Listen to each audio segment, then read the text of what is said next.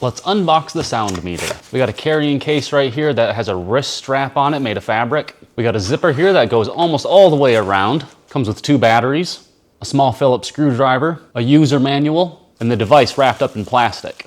Here's our first look at it right here. I like this green color to it. It's got this removable wind blocker on it. Here's where it actually records the sound. And this you really only need to use if you're outdoors, because as long as there's not wind going directly into this, it's not going to impact how much sound is going into it. So if you're outdoors, pop this on. That helps block the wind going into the sound meter. Before we take a look at how it works, let's look at a few key points here. The first one being that this ranges from 30 to 135 decibels, and that does have a plus minus of 2 decibels, meaning if something is like 100 decibels, it could register at 102 or 98 or anywhere between that. So that means it's not 100% accurate, but it does comply with international standards. Also, we don't want to operate this in freezing temperatures below 0 Celsius or 32 degrees Fahrenheit, nor do we want to operate it above 40 Celsius or 104 degrees Fahrenheit temperatures. However, you can store it in -10 degrees Celsius and up to 60 degrees Celsius temperatures, which is 14 degrees Fahrenheit to about 140 degrees Fahrenheit. So in order to use the sound level meter, you can see it's off right now. We just have to click once on the power button here to turn it on. As you can see, it's not turning on. We actually have to go to the back of it first and put the batteries in. That's what the little screwdriver's for. So we're gonna take it over to this screw right here, and we're just gonna screw that off there real quick. And that screw will fall out, and it's really small, so make sure you hang on to that. We can peel that back panel off. You can see it only needs 1 of these batteries. Hi-ya! Oh, wait, that fell all the way in there. We need the other one.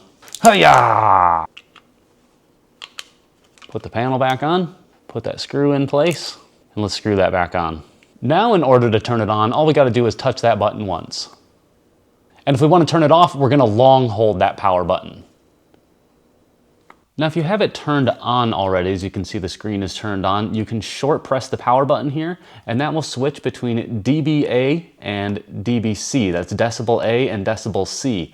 The difference here being decibel A is basically what the human ear hears. That's the range and frequencies that you're going to get on that. If we switch over to decibel C, you can deal with louder and also lower pitched sounds there. So I think most of the time we're going to be using dBA. Now we have another button here labeled fast, slow, max. And if we one tap that, you can see it switching between fast and slow mode right there. Basically what's happening is if we're in fast mode, it's going to register sounds more frequently. Whereas if we go into slow mode, it registers a new sound about every second or so. And if we want to hold this down, that will switch us into max mode, as you see just came on right there. And now it's going to just maintain what the loudest sound is that it's heard recently.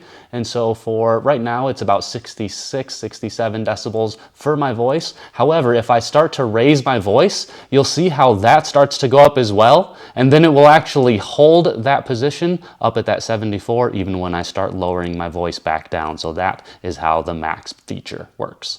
Now, if I don't use it for 10 minutes, it will just turn off on its own. I don't even have to shut it down with the long hold press to turn it down. However, if we're not going to be using it for a while and we know that, let's go ahead and take those batteries out of it. That way we don't have any electrolyte leakage damaging the unit in storage.